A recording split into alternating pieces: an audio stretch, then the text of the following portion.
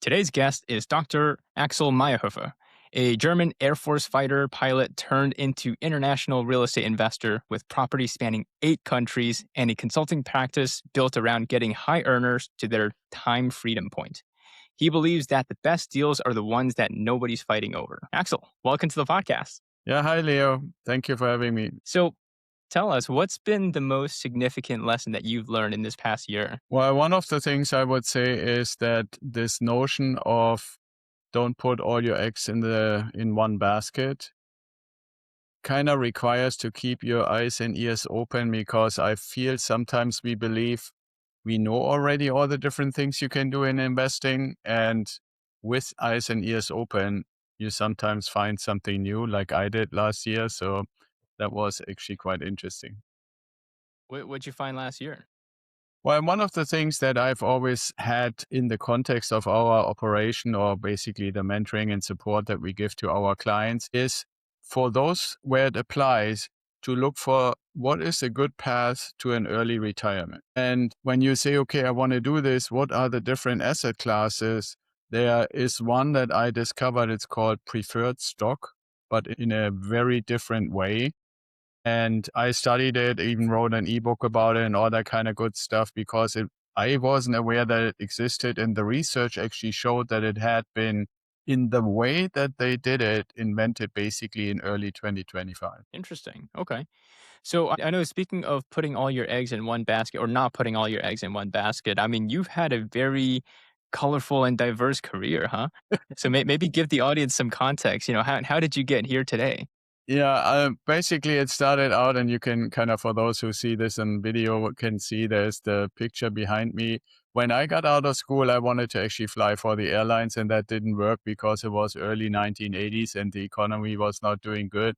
So I did all the testing for Lufthansa in Germany, and they said, yeah, you passed everything, but sad news, we don't hire any new people for training. And I'm like, okay, so what do I do now? And then through a little bit back and forth, I applied for the Air Force and ultimately got into the Air Force, went through all the training, learned to fly this plane there in the picture, and then found out that there's an opportunity to do what's called an exchange job with the US Air Force. And really, in the literal sense, as if I were to do suddenly like mobile home park investing and you were to do residential real estate mentoring, like literally exchanging. So that brought me to the US, was supposed to be only 2 or 3 years, and it ended up being 6 years as an Air Force officer. And then I was at the point where I had the choice. Do you want to retire or do you want to stay, but you can't fly anymore for physical reasons? And I didn't want to be kind of like in the administration of the Air Force. So then I got hired in a software company in Santa Barbara. They helped me to get green card and all that good stuff that you need if you want to live and work in the US. And then in 2005, I started my own business. Realized that when you're a business owner, you don't have a retirement plan per se. Discovered real estate as my option. And as people will be able to tell, even if I'm trying to be concise, I'm kind of like a blabbermouth a little bit. So I kept answering the questions. Hey, Axel, how's it going? What are you up to? What are you doing? Was always with like, I'm looking for this house. I'm getting financing. I'm looking for this and that. And sooner or later, people said, can I do this too? And that's how Ideal Wealth Grower started, because ultimately it became obvious that most of my time I was spending on helping people do what I had or was in the process of doing. Very cool. And I want to just go into that pilot background a little bit more, because you and I, we were chatting right before we hit record. I was pointing out that picture behind you. I was like, wow, that looks like an inspirational photo. But you're like, no, that was the jet that I was flying at the time, and Right. this jet fuel took it. That must have been such an incredible experience, fighting like fighter jets and like flying these planes. Well, for me, yeah, you're right. It was, on the one hand, the realization of a dream. And I have to say, even when I had heard or read about it, it is not even close to reality. And I don't mean it from like, what's the purpose of a fighter jet? We all know this, and we know that there are wars going on. But when you put that a little bit aside and look at the activity of flying, probably one of the most sophisticated pieces of technology that had so many amazing aspects, especially this particular plane. is a swept wing, so you can move the wings. And it was originally designed to combine two roles, which for a long time were anticipated of not be combinable, if that's a word. On the one hand, you're supposed to be able to either shoot rockets or drop bombs. But on the other hand, you should also be able to do what's called air-to-air combat, basically sustain and survive and maybe even shoot down like they do, like in Top Gun, other planes in the air. And it used to be that those things were separate roles and you had separate jets for that, right? Like if you think about an F-16, F-18, those kind of modern jets, they're air-to-air fighters. And then you have an F-15, or you used to have an F-111, which I also flew. They're air-to-ground planes. And this thing is basically trying to combine those roles. And obviously it was basically, you were sitting as a computer operator, right? Like, yes, you had to fly it, but it was only screens and buttons and switches and so forth. And for the time it came out in 1985 was really out there, right? Like I did a comparison once with software and hardware engineers, and this plane at the time in the mid 90s, in the latest version that you see there, had basically Pentium 5 type CPUs in there, which nobody in the public knew even existed, right? Like, so that's oftentimes what happens is that military equipment gets certain technologies first, and then they proliferate into the regular economy. Yeah, that makes sense. I mean, all the big dollars are in the military, so they have the best tech anyways. Well, it's also the research, right? I mean, if you think about DARPA, and there's obviously in Europe something similar, the main reason why I actually got the opportunity to do this exchange was because I was in test flying and I was flight testing a version of this plane that had stuff in it that was a little ahead of what the US guys had, right? So normally the US is always ahead, but in that case, we were just a tiny little bit. And so they were super interested, for somebody like me to, yes, officially join the Air Force in the US, but also to tell them a little bit of what I learned from testing. So what was the plane model that you flew? In the US or in Europe? I guess both. Well, in Europe, it was called ECR Tornado. This, what you see in the picture, is just a regular Tornado, but there was at the time before I came over to the US a version that was electronic combat and reconnaissance. So that was the special version. And then for the US, I flew F1. Gotcha. Very cool. Very cool. So, as far as like your experience there, I mean, I know nothing about the world, but I think that there is a lot of discipline and just like mental, physical resilience that you kind of learn. So, I had another guy on the podcast. I think he flew F-22s, Mhm. and he was showing me videos of like him like blacking out in like the test simulations and stuff. I mean, that's really intense stuff, right?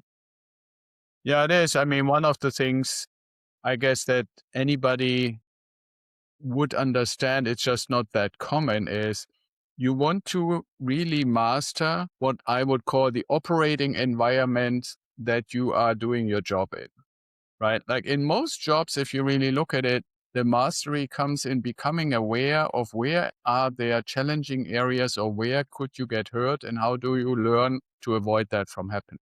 In this three-dimensional, extremely fast environment like military jet flying, you are getting into situations where that applies too. Like what you mentioned is basically high G training, and they have kind of like simulators, for lack of a better term. It's basically a centrifuge at the end with a little cabin, and they put you in the cabin and they start spinning the thing. And what you're learning is, even though you're wearing certain support equipment, how, and this is a physiological thing, anybody that um, has probably felt something a little bit, is for us to operate the way you and I are talking right now, you need to have a certain amount of blood and blood pressure in your brain, and especially for your eyes. If you lose blood pressure, which if you pull a lot of G's, obviously, where will the blood go? Into your feet, right? So when the blood goes into the feet, it's no longer in your eyes, and it's called blackout. You can't see anything anymore. You're fully conscious. You can hear and smell and feel everything, but you can't see anything because there is no blood in your eyes.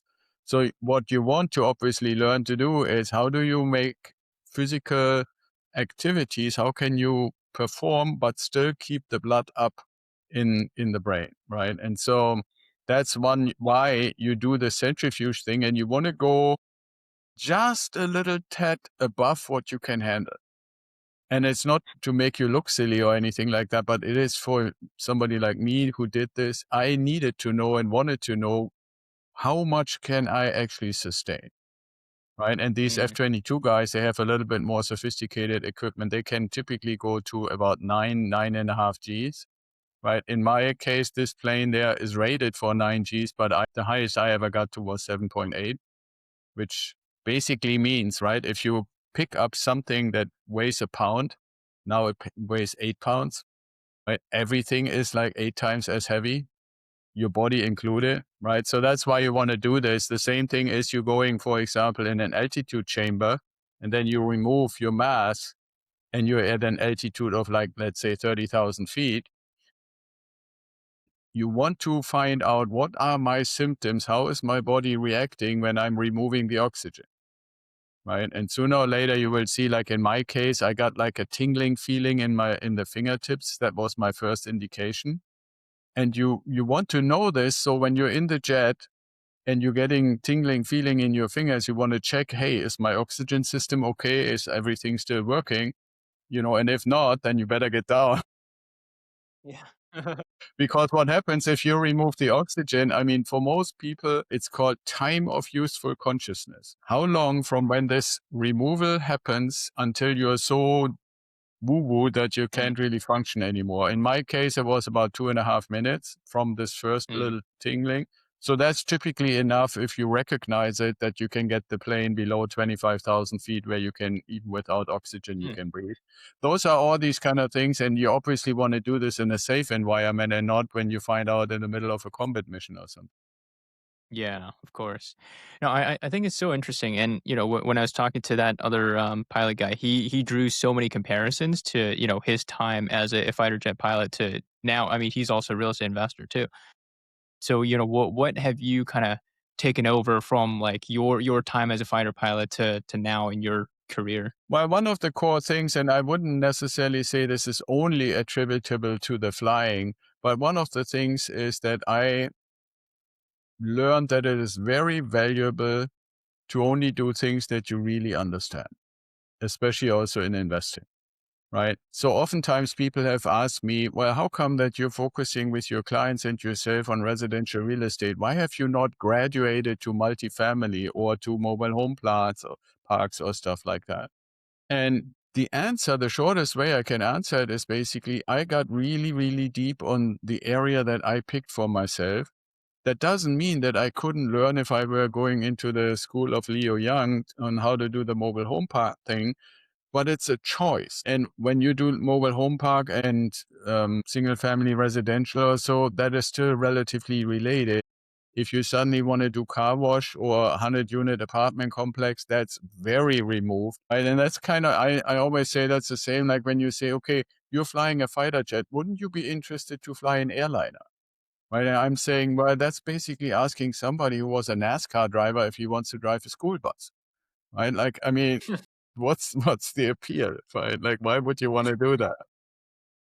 Yeah, makes sense. Yeah, I think starting from competence, it's very important, right? Like when you build that core competency, like you don't want to go so far off because when you're far off, it's just like you'll lose the execution versus like yeah, I'll take one new step. I'll invest in one new market, but the same product because I know how to invest in single family homes and stuff. Yeah. But there's also a matter, and you could attribute it a little bit to diligence, right? Like for me in the test, when I did test flying, it was very important really not to be just satisfied to say, if I do this switch, this is what happens. But you wanted to go, what happens if something goes wrong? What are all the variables that can happen? And ultimately, what it leads to, and what I'm also helping our clients in the mentoring program to learn is if you get a certain level of depth of understanding, it becomes easier to talk to the people that you actually need. I call them our employees at peer or eye level. We need banks to loan us money so we get mortgages, but we're not beggars. We need insurance organizations to be willing to insure our properties. But again, we are not beggars. There are thousands of insurance companies, thousands of banks, thousands of almost anything. getting into this habit of developing a certain diligence and a certain depth of understanding. I'm sure if I were to ask you, okay, I present you with 15 mobile home parks, why would you pick these two and put a little more extra work in and the other 13 fall away? Right. And part of the answer is probably because I developed a certain mastery, a certain level of depth of understanding that gives me an idea of where are all the indicators before I even go start running numbers or stuff to say this one is worth my time and these other ones are not. Right. And that's what happens in flying. And that translates to some extent. I mean, I did it probably a little extreme because fighter jet test flying is a little bit on the extreme end. At the same time, I would say it builds a certain way of looking at things, a certain way of operating, a certain way that you can then also at least offer to other people. Our clients, I have the impression, always like to take a good chunk of it. And that's also the other thing. I'm sure you have experienced this too, Leo. When somebody comes and says, hey, I heard something on the podcast, for example, and I'm interested and we talk, it doesn't take too long to say, are we on the same frequency? Are we kind of getting along? Are we thinking in similar ways? Or are we completely, like Mars and Venus or something like Yeah. Yeah, definitely. When it comes to what you do in real estate, I mean, how did you make that transition initially, just like from the world of being a pilot to like, huh, let me buy some homes in the US? Well, I was in the US already, so that helped obviously. But the thing that actually happened, I think, is not that uncommon to be forced out of circumstances. So I had mentioned this software company in Santa Barbara, which everybody knows is a very expensive area. I started reading about what can I do from an investing perspective and landed on real estate. And in the research that I was doing, everybody said, if there is any deal, you sit down and you run the numbers or you pull out a spreadsheet and run the number or whatever, however you run the numbers. And so I started looking in the area I was living at and started running the numbers and they were all horrible. At least from my perspective, keeping in mind, I wanted to have this as like a plan for retirement. So that means one of my focus areas was cash flow. Well, when I ran the numbers, there was always negative cash flow in every single case. So ultimately that meant, okay, well, if it doesn't work in my area, does that really mean it doesn't work at all? So I started looking on, something, it wasn't quite out yet at the time, Zillow, but kind of was just starting that you could do online research for real estate. And I just started to look, okay, where is, like literally Google search, where is the cheapest real estate in the United States, right? And then it gave me all these locations that most of them I never heard about.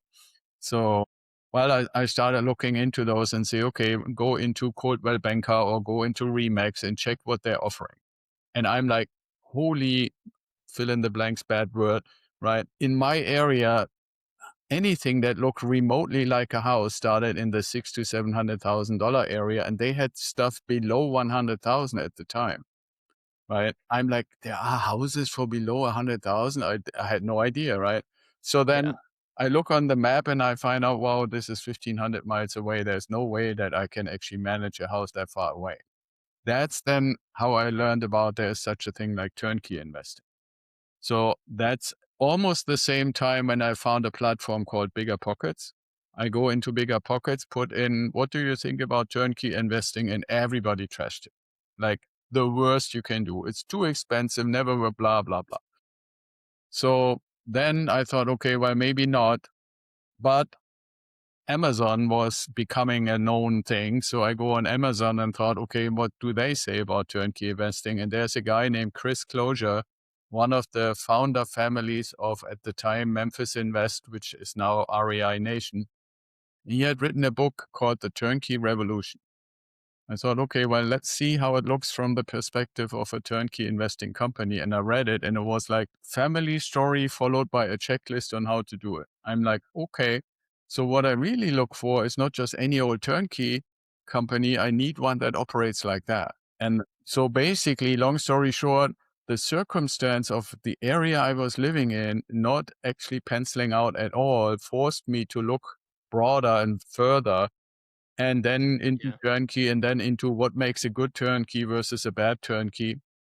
And that's after I discovered that, then I evaluated turnkey companies. And this is, by the way, in the end, why when people listen to me or read my stuff, I always say the more important thing than the location, or the first thing before the location, is the performance.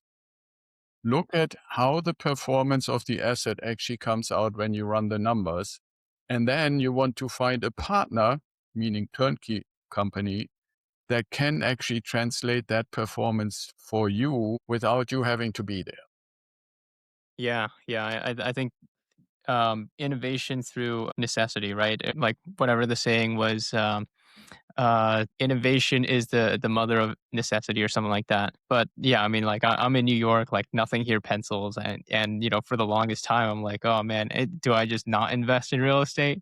But no, I mean, a lot of our properties are out of state in the Southeast, Midwest, and stuff, and we kind of just build with that constraint, right? We're like, okay, well, we have to operate properties like 1,000 miles away. How do we do it? We build a good sort of like offsite team. So I think that's a good way. But also, I mean, it seems like you invested in many countries, not just the US, right? Well, one thing that I heard all the time, and even in the times before I ever got into real estate, when I was more oriented towards stock investing, everybody always talked about diversification. And so initially I thought, okay, well, I diversify by building clusters. So my first cluster was in Idaho. And when I had 4 or 5 properties there, I thought, okay, well, where could I build the next cluster? And the next one was in Ohio. Ultimately, and you said it perfectly, right? It's still real estate in the United States. So I'm like, okay, you could say the United States is actually, one egg. Where do I put the next egg? And so one thing that was influential, as I heard, I was starting to listen to podcasts, still doing it now, but at the time I listened to podcasts more than making them, and I heard about agricultural investing. And I thought that was interesting, and got invested for the first investment in a cacao farm in Belize. And from there, these guys then came to me and said, "Hey, you're an investor in our cacao farm. How about, are you a coffee drinker?" And I have been all my life. So why are you asking? Because I think the last cacao I had is probably like 50 years ago. So I said, "Yeah, coffee, absolutely. Why do you ask?" And they said, "Yeah, we are buying a coffee farm in Panama. Would you be interested in investing in that?" So we got a little bit piece of a coffee farm in Panama. And then somebody there contacted me and said, "Well, we're building eco-friendly tiny homes in the mountains of Panama." And so we did that. And then my mom told me, one of those stories that started with, "I wish I had," right? And what she had basically mentioned is that about 25 years ago, she had the opportunity to buy a small condo in Spain and didn't do it, and gave me the reasons, which she, in hindsight, said they were all stupid reasons. I said, "Well, that was when you were about my age. Maybe I should do it." Right. And so I bought a house in Spain. So this is kind of like, in a way, how this happened. But it's also, I mean, what there are, for the audience, if you're asking yourself, why is he doing this? The one thing is the financials and the spreadsheet stuff. But the other thing is, honestly, also for me to say, okay, how do I prepare for what if scenarios, right? Like, one thing that I always have to consider is I'm still an immigrant, right? In a way, I'm not a US citizen. I'm a basically permanent resident, or permanent alien, as they call it, which is kind of telling, which for me also means, okay, if they don't like the aliens anymore, they can kick them out, right? And that doesn't necessarily mean that I would lose ownership of my assets, but I might not be allowed to be there anymore. I don't know if that would ever happen, but at least as a possibility. Then, yes, I have a European passport, but they're doing some crazy stuff too, all the way to starting wars, when I thought in my lifetime that wouldn't happen again, but it has, right? So it just became pretty obvious you want to have alternatives. And when you own something like a farm, a coffee farm, a cacao farm, a tiny home, or stuff like that, that gives you some options more than a tourist to go to place and say, "Hey, I'm already invested in your country. I would like to stay longer or get a permanent residence," or stuff like that. So there's a little bit of that aspect. And then the last thing, I know I'm rambling on a little bit, but the last thing is that for me, part of the investing was not only to secure my own retirement, but also building security for my family, especially my daughter and my grandson and so forth. That's a really good feeling for, I don't know, anybody who's listening who is maybe thinking, why would I invest or build a portfolio like that? For me, a really, really, really strong motivator was to say, if the business my daughter wants to build doesn't work, or if something else doesn't work, I know as long as I'm around and even after that, I don't have to be afraid that she will not be financially secure, right? Same for my wife. Yeah, so that was always a strong motivator, and it still is, and that's why I'm still building, because purely on the spreadsheet, wouldn't really need to build anymore. But I keep my eyes open, like I said, and at the beginning when you asked the first question, and discovered this preferred stock thing, which I find kind of fascinating if you want to do something slightly different. Hmm. Yeah, yeah, yeah. So, I mean, it sounds like a lot of the kind of international, the investments outside of the U.S. It's more so like just opportunistic. Like you came across something like, oh, okay, that sounds interesting. I'll do it. Or was it like, okay, I think property in Panama is super great because of tax efficiencies. Like, let me do this as a cluster. Well, let me put a little bit of a different twist on it. The one thing is kind of the left brain financial side.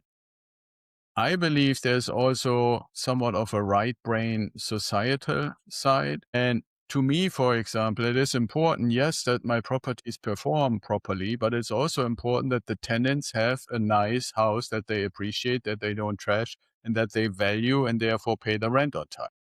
And for as long as possible, I have literally tenants where I bought the house freshly renovated, got rented to these tenants, and they're still in it. And this is like 6 or 7 years ago. Right. So, and they rarely ever give me a call, or my property managers a call and say, we need something repaired. It just feels like they take care of the house, and the stuff that might be in need is so minor that they just do it themselves. So what does that mean on the right brain side is there is a social service, not in the entitlement sense, but in the sense of I am providing housing to families who want to live in a single family home. Right? And the same thing is in a sense true with the Panama and the Belize investment, because the situation there was in both cases for the cacao and for the coffee that the local farmers having relatively small plots could not sustain themselves with farming for cacao or coffee on their own. So they basically, for whatever their South American way of going bankrupt is, they basically were what we would call going bankrupt. This organization came in and said, okay, not only do we want to grow the stuff organically, but we want to provide employment for these farmers. We want to tap into the knowledge that they have generated over the decades and give them an opportunity to stay within what they really know. And then I could say, but as an investor, right? We or they, the organization build schools. The organization built housing. The organization built roads into the mountains so you could actually get to the farms. The organization built manufacturing facilities. So to actually really build a supply chain in both of these commodities, to say, okay, we really want to make a business out of it. And they kept growing and growing. I didn't invest in every single growth spurt that they did. But there is this right brain social aspect to say, okay, yes, it's an investment. Yes, there is an intention of making a profit, but it's also to help people locally to have a better life, whether you're a tenant in a nice house, or whether you're a worker or a manager in a coffee farm or stuff, or even somebody who puts a little eco village together and offers it to people who want to visit the country. So there's always this aspect of how is what I'm investing in of service. And maybe that is also in a way, kind of like connecting back to being of service to the country by being in the military. Yeah, yeah. I think the capital allocation piece is such an important kind of concept that I think a lot of people just haven't considered. I think a lot of people that I talk to, at least, they're always like, okay, how much money can I make? What can I buy with it? I could buy a nice new car and stuff. But like to actually think of like, okay, how do I allocate capital to causes I care about? Like there's a farmer, working for a good cause. Yeah, I mean, I want to support that. I mean, yeah, sure. Like, they're not crazy, returns like when you're flipping a house. But like, yeah, I mean, I'm enabling something. I'm giving, positive impact to the world. Yeah, absolutely. And I have like one of the turnkey providers I'm working with in Alabama. They have basically almost like a duality in their business. They have a part where they actually take existing properties and renovate them in a kind of traditional way, but they also have a part within their business where they basically constructing new houses, and they construct them with crews of Mexican people who actually become the tenants of the investors. So they, as crews, come together, they build a new house, they have an investor already lined up to buy the new house, and they can move in. And you can imagine what kind of a motivation that is when you know I'm building the house that I'm going to live in. And for most of them, it is almost inconceivable, even though that area of Alabama is not like, New York or San Francisco or San Diego, but still typically too expensive for them to be able to afford either the regular rent or living in their own house. And so what now has evolved from that is they're working for the turnkey provider to build the houses. And now that these crews have really gelled together, they're even for themselves and other Mexicans that are unrelated to the business, they're building houses together over the weekend. Right. And so those are things that can evolve if the professional part, the financial part, and kind of like the benefits part all kind of come together. And I think this is like, we all often talk about what is a win-win-win situation. And those would be examples of really creating win-win-win situations. Yeah, I think that sounds really interesting. I mean, I've never heard of that concept before, where like someone would essentially build their own house that they live in. That's very cool. I'm sure you have heard the concept, Leo, of like rent to own, Yes. right? And these guys basically do build to rent to own. Mm, They yeah. build it, then they rent it, but they have a rent to own contract where they ultimately can take it over and it become their house. Mm, From day one, they will never treat it bad because they know that it will become their home. right. Yeah, that's interesting. So basically, like they would build it, and then they would move in as a kind of rent to own, and then Yeah, they would own it exactly. eventually. Yeah, and as an investor, obviously, it's brand new. It is handled by a turnkey operator that knows the business inside out. It has a fair value because it has to appraise for the financing, and the tenants pay a fair rent, but the rent is partially applied to the typical rent to own model. So that like typically 8 to 10 years later down the road. And the good thing is what normally happens in a rent to own environment is that you negotiate a sales price, right, as an investor. So you know already that you will ultimately get some of the equity in the house and you got the rent the whole time. So it's another one of those win-win-win situations. I mean, I would say in a sense, you're doing the same thing if you really think about it, right? Because you're organizing the park, you bring the park up to new standards, you affording people to live in nicer places where you own the land and they own the house basically. And from an investor perspective, participating in that, that's the third part that also wins because the numbers work. Yeah, absolutely. I think it's been a really serendipitous kind of discovery that like there are kind of forces of good, like you can do good with your money, like you can set things up in a different way, and it's not like all about money, like it has to make sense. There's the left brain, but then the right brain is more so like, how do I make this a win-win? How do I help everyone who's kind of involved in this process too?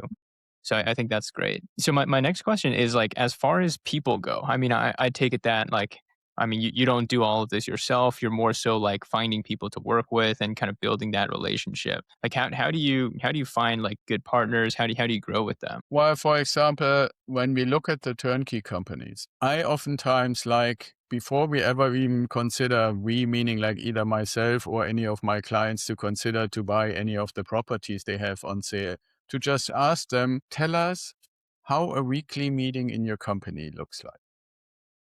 And you can tell very quickly if they say, okay, hold on, let me just, where do you want me to start? Or they kind of have this silent thing where they don't really know what you're asking for. Why am I asking that question? A good turnkey operator would, in their weekly meeting of managers, have the renovation or construction team lead, the property management team lead, and basically the real estate selling team lead in the meeting, in the room, maybe a few others, but Those would be the core three parts that we're looking for. And when I'm asking how the meeting looks like, runs, or what are the topics that are being addressed, if I hear, for example, that one of the regular things we talk about is what we can do between what renovation and construction company part does versus what property management part does. That's a red flag for me because that indicates if that's a constant topic, then the construction people don't provide the necessary quality. If they were, property management wouldn't have to talk to them, Yeah. right? If the quality of the construction or renovation is good enough so that property management rarely has to say anything and the tenants don't have to say anything, it's not a topic of the meeting. Mm. So that's just one little example of how can you tell that an organization is functioning properly. Now, this is also, by the way, a leadership indication. That's the thing, since I had nothing else with myself to do, so I got a PhD in leadership. So, I can tell those kind of little descriptions of their meetings show how well organized is the leader. Not just in how do I strategize for the business, but how do I make each part of the business more successful. And those kind of things, when they describe what they do all the time, there are certain things I want them to talk about all the time. Like, for example, to give you one example is I want them to constantly talk about how to improve the software that they're using that informs everybody, that informs me as the owner, that informs gives the tenant the opportunity to put out any kind of request for fixing something, that gives an overview to property management, that gives an overview to leadership, that gives everybody who is involved an overview of what's going on with this property or with this bundle or cluster of properties. So it should be in their interest to make the tool they use better and better and better. You have a fundamental, if you do anything in software, you have a fundamental tool, but you learn as you're using it, where is it strong and where is it weak? And then try to improve those areas that are weak. So I would want to hear that they're constantly thinking on how to improve the tool set that is there for tenants, for management, for me as the owner and anybody else involved. So Mm. I want to hear this. If Yeah. they never talk about their tools and they say, "Oh, our communications is great," right? And I say, Yeah. "Okay, so you don't hear anybody that is getting the monthly report complaint." Oh well, you know how that goes. Yeah. Yeah. I think you are what you measure, right? I think a lot of people like they just don't measure the right things, or that Well, yes, that's true, but there's also a component of respect. I call it a component of respect, which yeah. means if they say, "Mr. or Mrs. Accountant, run the software that serves everybody." And the only person who understands what the data in the report means is the accountant, there's something wrong. So that's what I mean by improvement. It doesn't help if I have an owner's report of 15 pages for 5 properties and all the transactions that are on there are not explained. I don't know what they're for. Money is moving around without any explanation. The descriptions of the actual transactions are so abbreviated that they make no sense for a normal human being. And so that's what I mean. Yes, we have a tool, true, but it needs to serve. We're back at that word again, right? It needs to serve all the people that it is made for, not just the person who puts the data in. This makes sense.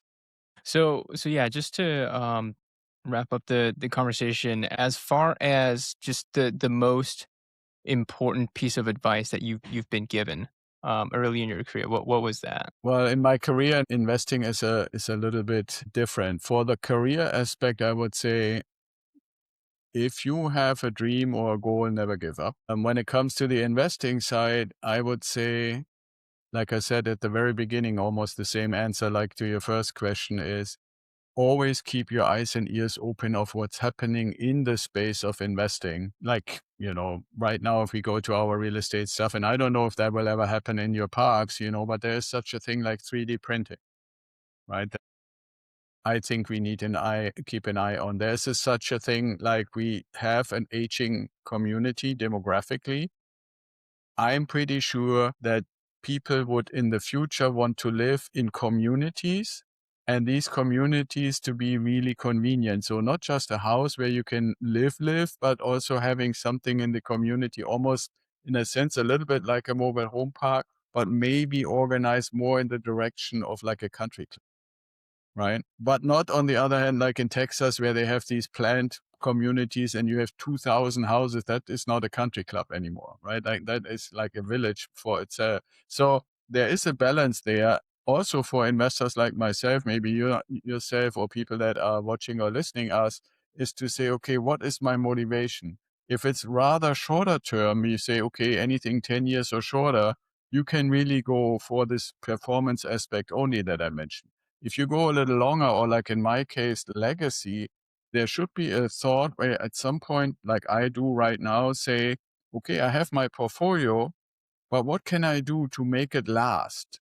And so for me, that means I'm slowly transitioning my current portfolio into build to rent new stuff.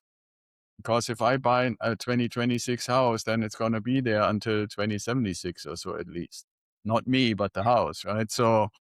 So that's kind of like one of those things. And if I want to invest in build to rent properties, how can we make it so it's prepared for AI, it's prepared for an elder population, it's prepared like a country club, all those kind of things, because that keeps us at the front edge of what's happening. I always say it's a little unfortunate that in the US we call this real estate, because in almost any other language, it's called like a little bit of your German, Immobilien, or in Yeah. Spanish, it's Immobiliaria, right? So Mm, one of the things that's in there is it is not mobile, or it's immobile, right? Which also means you have to kind of plan ahead a little bit and say, okay, if I now start investing in a different location or a different type, that thing is going to sit on that plot probably, well, I don't know, in your case, maybe 20 years, in my case, 40, 50 years. You better have a pretty good idea what might happen in that time and who is it actually for. mm. Yeah, yeah, definitely. I actually didn't think about that, but yeah, I mean, even French is like immobilier, right? Yeah, it's That's almost like the always because it comes from Latin, and almost every mm, language has adopted it except for us, we call it real estate, right? And I English is guess just it's funny like probably that. only real estate because you can actually touch it. Right, right, exactly. Yep. No, I think that that's all great. So, as far as audiences go, like, how can we get in touch with you? Like, who are you looking to help? Who are you looking to meet? How can we help you? Well, so the best way to get in touch is to go to ideawealthgrower.com, just to the website, and in the top right hand corner, there's a little button that says Discovery Call, and then you just get on my calendar and we have a conversation. I look for people, on the one hand, who have discovered I need to do something for the long term to retire as early as possible. That's the one group. That could be anywhere from 30 to 50, I would say. And other people, the other group that I'm really interested to help is people who say, okay, I have certain things. I have a 401k, I have maybe a few stocks and stuff. And I've always known that real estate is something that I want to do. And it's important to me that finally I have control over the asset.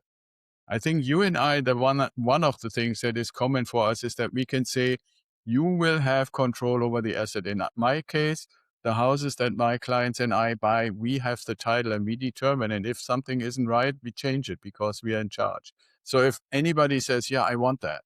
I don't want a mutual fund. I don't want a 401k. I don't want to have something like a real estate investment trust. And you have nothing to say. You give your money and you hope. And by the way, I don't know who's coined that, but I always say hope is not a strategy. So if you want to have a strategy to either regular retirement or early retirement, you have to have control. Well said.